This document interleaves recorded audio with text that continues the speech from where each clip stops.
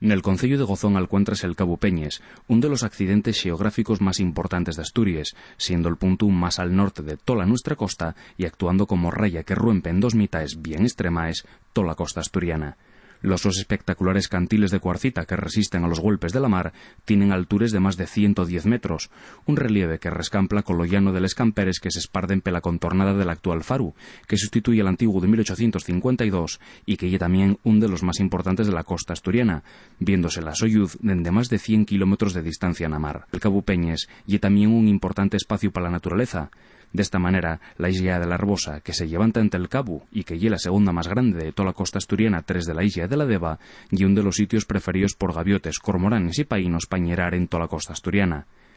La importancia del Cabo Peñes fai que tea reconocido oficialmente como espacio protegido, una protección que resguarda al cabo y también a la naturaleza de la so contornada, incluyéndose en ella playas y relieves de costa entre los que llamen la atención les de Verdicio, Yumeres, Bañugues o Moniayo.